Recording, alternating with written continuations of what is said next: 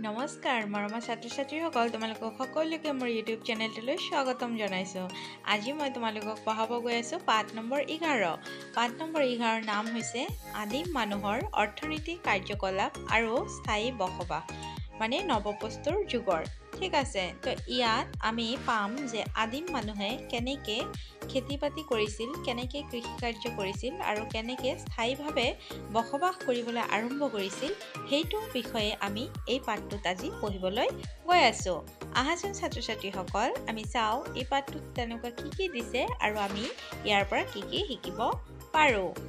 তো চোৱা কি কৈছে যে খেতিৰ আৱিষ্কাৰ। হাজাৰ হাজাৰ বছৰ ধৰি চিকাৰী আৰু খাদ্য সংগ্ৰহকাৰী মানুহৰ মনলৈ খেতি কৰাৰ কথা অহা নাছিল। সেয়েহে অঘৰী অৱস্থাৰ পৰা কৃষিকৰ্ম কৰি নিগাজীকৈ বসবাস কৰা অৱস্থা পাবলৈ আদিম মানুহক বহু বছৰ লাগিছিল। আমি আগৰ পাঠৰ পৰা জানিব পাৰিছোঁ যে আদিম মানুহে দল বান্ধি ঘূৰি ফুৰিছিল। এইদৰে ঘূৰি ফুৰোঁতে তেওঁলোকে কিছুমান কথালৈ লক্ষ্য কৰিছিল, যেনে কেনেকৈ গুটিৰ পৰা নতুন গছ গজে, ফলমূল হোৱা গছ গছনিবোৰ ক'ত বেছিকৈ গজে ইত্যাদি। তেওঁলোকে মন কৰিছিল যে কিছুমান ঠাইত গছবোৰ সোনকালে গজে আৰু কিছুমান ঠাইত গছৰ গজালি ওলোৱাত দেৰি হয়। যিবোৰ ঠাইত গছবোৰ সোনকালে গজে তেনেবোৰ মাটিত তেওঁলোকে নিজে গুটি সিঁচিছিল। গছবোৰ ডাঙৰ হোৱালৈ আৰু জীৱ-জন্তুৰ পৰা ৰক্ষা পাবলৈ তেওঁলোকে একে ঠাইতে কেতিয়াবা বহুদিন থাকিবলৈ লৈছিল। মানে বুজি পাইছেনে ইয়াতে কি কৈছে? যেতিয়া আদিম মানুহে কোনো নতুন গছ গজে বা ফল মূল হয়, তাত কি হয় মানে লক্ষ্য কৰিছিল যে ক'ত বেছিকৈ গজে, আৰু তেওঁলোকে মানে মন কৰিছিল যে কিছুমান ঠাইত গছবোৰ কি হয় সোনকালে গজি উঠে আৰু গজালি ওলোৱাটো কিছুমান জেগাত আকৌ দেৰি হয়। তো যিবোৰ ঠাইত দেখিছিলে যে গছবোৰ খুব জল্দি গজালি ওলায়, তেনেবোৰ ঠাইতে তেওঁলোকে নিজে কি কৰিছিল গুটি সিঁচি দিছিল, আৰু গছবোৰ ডাঙৰ হোৱালৈকে তেওঁলোকে সেইটো ঠাইতে থাকি গছবোৰক পোহপাল ৰক্ষণাবেক্ষণ কৰিছিল। তাৰপিছত কি কৈছে চোৱা, অৱশ্যে তেতিয়াও তেওঁলোকৰ খেতিৰ ধাৰণা মনলৈ অহা নাছিল। সময় আগবঢ়াৰ লগে লগে জনসংখ্যা বাঢ়ি গ'ল। সেই অনুপাতে হাবি জংঘলত সহজতে পোৱা খোৱা বস্তুৰ পৰিমাণ ক্ৰমান্বয়ে কমি আহিল। গতিকে মানুহে খোৱা বস্তু কেনেকৈনো সহজতে আৰু বেছিকৈ উৎপাদন কৰিব পাৰি চিন্তা কৰিবলৈ ধৰিলে। ঠিক আছে, তাৰপিছত কি কৈছে নতুন জীৱন যাত্ৰা। ডাঙৰ ডাঙৰ গছ-গছনি কাটি ভাঙনি মাটিত মানুহে সময়ত খেতি-বাতি কৰিবলৈ লৈছিল। তেনে খেতি-বাতি নিৰাপদে ৰখাৰ বাবে খেতিৰ মাটিৰ কাষতে মানুহে নিগাজীকৈ বসবাস কৰাৰ প্ৰয়োজন দেখা দিলে। কাৰণ কি হ'ব, খেতি-বাতি কৰি যদি মানুহ ওচৰত নাথাকে, তেতিয়াহ'লে সেই গছ-গছনিবিলাক বা খেতিবিলাক শস্যবিলাক বেলেগ পশু পাখীয়ে খাই পেলাই নষ্ট কৰি দিব। সেইকাৰণে কি হয়, সেই গছ-গছনিবিলাক সদায় ৰক্ষণাবেক্ষণ দি ৰাখিব লাগে। তোমালোকে এটা কথা নিশ্চয় মন কৰিছা যে গুটি গজালি ওলোৱাৰ পৰা গছ-গছনি ডাঙৰ হোৱালৈ কিছু সময় লাগে। খেতি আৰম্ভ কৰাৰ লগে লগে খেতিৰ মাটিত পানীৰ যোগান ধৰাৰ প্ৰয়োজন হৈ পৰিল। বন নিৰুৱা, চৰাই-চিৰিকটি আৰু আন জীৱ-জন্তুৰ পৰা শস্য সুৰক্ষিত কৰি ৰখাৰ সমস্যা দেখা দিছিল। গতিকে আদিম মানুহ খেতিৰ মাটি কাষত এদিন দীঘলীয়া সময়ৰ বাবে আবদ্ধ হৈ ৰৈ গৈছিল। শস্য চপোৱাৰ পাছত সেইবোৰ পৰিষ্কাৰ কৰি কিছুমান খোৱাৰ বাবে আৰু কিছুমান পুনৰ খেতিৰ বীজ হিচাপে সাঁচি থ'ব লাগিছিল। প্ৰথমে কি কৰিছিল, সেই যিবিলাক শস্য উৎপাদন হৈছিল তাৰ পৰা কিছুমান আকৌ নেক্সট মানে খেতি কৰিবৰ কাৰণে বীজ সংৰক্ষণ কৰি ৰাখি থৈছিল। তাৰপিছত তেওঁলোকে শস্যবোৰ কেনেকৈ সাঁচি ৰাখিব সেই কথা চিন্তা কৰিয়ে ডাঙৰ ডাঙৰ মাটিৰ পাত্ৰ বনাইছিল। কাৰণ এই যে ফচলবিলাক যে আকৌ নেক্সট বছৰৰ কাৰণে যে ৰাখিব, সেইটোৰ কাৰণে ধুনীয়াকৈতো যত্ন কৰি ৰাখিব লাগিব। সেইকাৰণে ডাঙৰ ডাঙৰ পাত্ৰ ৰাখিছিল। শস্য ৰখাৰ বাবে ঘাঁহ বনেৰে খৰাহী বনাইছিল বা কেতিয়াবা মাটিতে গাঁত খান্দি পুতি ৰাখিছিল। এনেধৰণে নিগাজীকৈ খেতিত লাগি আদিম মানুহ এদিন কৃষক হৈ পৰিল। এতিয়া তোমালোকে বুজি পাইছানে ছাত্ৰ ছাত্ৰীসকল কেনেকৈ লাহে লাহে মানুহ খেতি কৰোঁতে কৰোঁতে এটা সময়ত আহি কৃষকলৈ পৰিণত হ'ল। এইখিনিতে মনত ৰাখিবলগীয়া কথা হ'ল যে পৃথিৱীৰ সকলো ঠাইতে একে সময়তে এনেকুৱা পৰিৱৰ্তন হোৱা নাছিল। পৰিস্থিতিভেদে আৰু ভৌগোলিক তাৰতম্য অনুযায়ী মানুহৰ জীৱন যাত্ৰাৰ প্ৰণালীৰ পৰিৱৰ্তন হ'বলৈ ধৰিলে। তাৰপিছত কি কৈছে চোৱা, খেতি কৰা সঁজুলি। আগৰ পাঠত চিকাৰী আৰু খাদ্য সংগ্ৰহকাৰী মানুহে প্ৰথমে কেনেধৰণৰ শিলৰ অস্ত্ৰ ব্যৱহাৰ কৰিছিল সেই কথা জানিব দিছে। ঠিক আছে, ইয়াত চোৱা তোমালোকে ছবিটোত দি দিছে শিলৰ সা সঁজুলিসমূহ কেনেকুৱা। কৈছে খেতি কৰিবলৈ প্ৰথমে তেওঁলোকে শিলেৰে নিৰ্মিত কুঠাৰৰ দৰে অস্ত্ৰ ব্যৱহাৰ কৰিছিল। ইয়াৰ সহায়ত মাটি খান্দি কোমল কৰি গুটি সিঁচিছিল। খেতিৰ সঁজুলিবোৰ উন্নত নাছিল বাবে খেতি কৰাটো বৰ কষ্টকৰ আছিল আৰু কম ঠাইতহে খেতি কৰিব পাৰিছিল। সেয়েহে আগতকৈ বেছি চোকা আৰু উন্নত মানৰ সঁজুলিৰ আৱশ্যক হোৱাত তেওঁলোকে শিলৰ অস্ত্ৰবোৰ শিলতেই ঘঁহি মিহি চকচকীয়া আৰু জোঙা কৰি লৈছিল। তদুপৰি জীৱ-জন্তুৰ হাড়, তাঁতৰ মাৰি আৰু কাঠৰ বিভিন্ন আহিলা খেতিৰ উপযোগীকৈ তৈয়াৰ কৰি লৈছিল। শস্য ভাঙিবলৈ তেওঁলোকে শিলৰ পটাগুটি তৈয়াৰ কৰি লৈছিল। 11.1 পৰা আদিম মানুহে ব্যৱহাৰ কৰা খেতিৰ সঁজুলিবোৰৰ বিষয়ে কিছু ধাৰণা কৰিব পাৰি। এইটো চোৱা তোমালোকক 11.1ত শিলৰ সা সঁজুলিসমূহ কেনেকুৱা আছিল তোমালোকক ইয়াতে দি দিছে। বুজি পাইছেতো? তাৰপিছত নেক্সট কি দিছে চোৱা, আমাৰ অসমৰ ডিমা হাছাও জিলাৰ দাউজিলিং হাডিং নামৰ ঠাইতো বহু মিহি সুৰ আকৃতিৰ শিল আৰু শস্যগুৰি কৰা পটা আৰু মাটিৰ পাত্ৰৰ টুকুৰা পোৱা গৈছে। ইয়াৰ পৰা অনুমান কৰিব পাৰি যে সেই অঞ্চলতো এটা সময়ত আদিম মানুহে সম্ভৱতঃ শস্য উৎপাদন কৰি খাদ্য যোগাৰ আৰু প্ৰস্তুত কৰিছিল।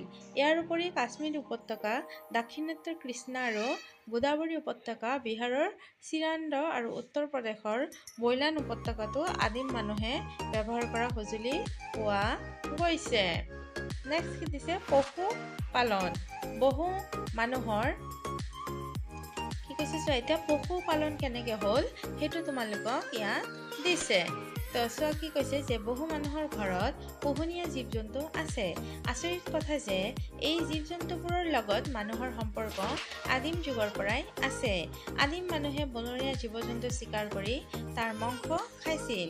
পাছলৈ কেতিয়াবা চিকাৰলৈ গৈ জীৱ জন্তুৰ পোৱালি পালে তাক বধ নকৰি লগত লৈ আহিছিল, নতুবা তেওঁলোকৰ বাসস্থানৰ ওচৰতে খাদ্য দি তুলনামূলকভাৱে শান্ত প্ৰকৃতিৰ জন্তুবোৰক প্ৰলোভিত কৰি কৌশলেৰে ধৰি ৰাখিছিল।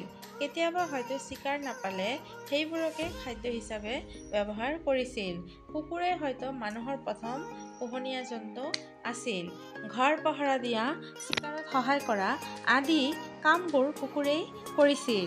এনেদৰে সময়ত তেওঁলোকে গৰু, ছাগলী, ভেড়া, গাহৰি আদি পুহিবলৈ লৈছিল। পাছলৈ এই জন্তুবোৰৰ পোৱালি হৈ সংখ্যা বৃদ্ধি হয়। এই পোহনীয়া জন্তুবোৰে দলপাতি চাইছিল।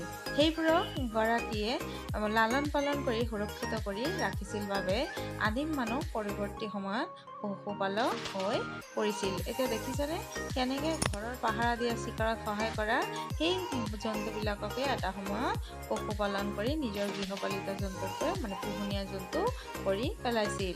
এই জীৱ জন্তুবোৰৰ পৰা মাংস, গাখীৰ, খাদ্য পোৱাৰ উপৰিও কিছুমান জন্তু কৃষি আৰু যাতায়াতৰ কামতো ব্যৱহাৰ কৰিছিল। খাদ্যশস্যৰ উৎপাদন আৰু জীৱ-জন্তুক ঘৰুৱাভাৱে প্ৰতিপালন কৰাটো পৃথিৱীৰ বহু ঠাইত ক্ৰমান্বয়ে হোৱা প্ৰক্ৰিয়া। অনুমান কৰা হয় যে আজিৰ পৰা প্ৰায় 12,000 মান বছৰ আগতেই এই প্ৰক্ৰিয়া আৰম্ভ হৈছিল। জীৱ-জন্তুৰ ভিতৰত খাদ্য হিচাপে ব্যৱহাৰ কৰিবলৈ ভেড়া আৰু ছাগলীকে প্ৰথম প্ৰতিপাল কৰা হৈছিল। এতিয়া ছাত্ৰ-ছাত্ৰীসকল তোমালোকৰ প্ৰশ্ন হ'ব পাৰে যে খাদ্য হিচাপে কোন জন্তু আগতে ব্যৱহাৰ কৰা হৈছিল? তো এইটো কি হ'ব, ভেড়া আৰু ছাগলী। তাৰপিছত কি কৈছে চোৱা, হালধীয়া বাকচত কি দিছে, জন্তুবোৰৰ স্বাভাৱিকতে বংশ বৃদ্ধি হয়, যত্ন কৰি প্ৰতিপালন কৰিলেই ই আমাক অন্যতম প্ৰধান খাদ্য হিচাপে গাখীৰ দিয়ে আৰু প্ৰয়োজনত মাংস হিচাপে ব্যৱহৃত হয়। আন অৰ্থত পোহনীয়া জন্তুবোৰ হ'ল মানুহ সাঁচতীয়া খাদ্য। নেক্সট কি দিছে চোৱা, চকাৰ আৱিষ্কাৰ। জুই আৰু কৃষি কৰ্ম আৱিষ্কাৰৰ পাছত আদিম মানুহৰ আন এটি উল্লেখযোগ্য আৱিষ্কাৰ হ'ল চকা। আদিম মানুহে চকা কেনেকৈ আৱিষ্কাৰ কৰিছিল তাৰ বিষয়ে স্পষ্টকৈ ধাৰণা কৰিব নোৱাৰে। হয়তো গছৰ ঘূৰণীয়া আকৃতিৰ টুকুৰা, এয়া চোৱা তোমালোকক গছৰ ঘূৰণীয়া আকৃতিৰ টুকুৰা ছাইডত দি দিছে। কৈছে যে হয়তো গছৰ ঘূৰণীয়া আকৃতিৰ টুকুৰা কেতিয়াবা মাটিৰ ওপৰেদি বাগৰি যোৱা দেখিয়েই তাৰ পৰা চকাৰ প্ৰয়োজন আৰু ব্যৱহাৰৰ কথা আদিম মানুহৰ মনলৈ আহিছিল। যিয়েই নহওক, চকাৰ প্ৰচলনে কিন্তু আদিম মানুহৰ জীৱন ধাৰণৰ প্ৰণালীক বহুত আগুৱাই নিলে। উদাহৰণস্বৰূপে আগতে মানুহে খোজকাঢ়ি বা জন্তুৰ পিঠিত উঠি এঠাইৰ পৰা আন ঠাইলৈ গৈছিল, কিন্তু চকা লগাই তৈয়াৰ কৰা গাড়ী জন্তুৰ দ্বাৰা টনোৱাৰ ব্যৱস্থা কৰাত একাধিক মানুহ একোটা সময়ত দূৰ দূৰণিৰ ঠাইবোৰলৈ যাব পৰা হ'ল। তদুপৰি খেতিৰ ফচল আৰু বিভিন্ন গধুৰ বোজা কঢ়িয়াব পৰা হ'ল। আগতে মানুহে ৰন্ধা বঢ়া আৰু খাদ্য মজুত ৰাখিবলৈ হাতেৰে মাটিৰ পাত্ৰ বনাই জুইত পুৰি লৈছিল। সময়ত মাটিৰ পাত্ৰ বনোৱাৰ ক্ষেত্ৰতো চকাৰ ব্যৱহাৰ হ'ব ধৰিলে। নেক্সট কি দিছে চোৱা, প্ৰথমে আমি কৃষিৰ আৱিষ্কাৰ পালোঁ, পশুপালনৰ পিছত পশুপালন কেনেকৈ সেইটো পালোঁ, তাৰপিছত চকাৰ আৱিষ্কাৰ পালোঁ। এতিয়া আমি পাম গাঁৱৰ উৎপত্তি কেনেকৈ হৈছে। ঠিক আছে, আমি যে আজিকালি যেনেকৈ গাঁৱত থাকোঁ, এই গাঁৱৰ উৎপত্তি কেনেকৈ হৈছে এইটো এতিয়া পাম। তোমালোকৰ প্ৰায়ভাগৰ হয়তো গাঁও সম্পৰ্কে কিছু ধাৰণা আছে। গাঁৱৰ মানুহৰ ঘৰে ঘৰে অলপকৈ হ'লেও খেতি বাতি থাকে। তেওঁলোকে একেখন সমাজতে পৰস্পৰ সহায় সহযোগী হিচাপে বাস কৰে। কৃষিকাৰ্য আৰম্ভ কৰাৰ লগে লগে আদিম মানুহৰ ইমান বছৰে ঠাই সলনি কৰি ঘূৰি ফুৰা আগৰ অভ্যাস নাইকিয়াই হ'ল। খেতি কৰিবলৈ তেওঁলোকে একে ঠাইতে স্থায়ীভাৱে বসবাস কৰিবলৈ আৰম্ভ কৰিলে। দলবদ্ধভাৱে বসবাস কৰাৰ ফলত মানুহৰ নিৰাপত্তা আৰু সহায় সহযোগিতা নিশ্চিত হ'ল। এইদৰে কিছুমান পৰিয়াল দলবদ্ধভাৱে থাকি একোখন গাঁৱৰ সৃষ্টি কৰিছিল। সাধাৰণতে তেওঁলোকে নদী বা হ্ৰদৰ পাৰতহে বসতি আৰম্ভ কৰিছিল।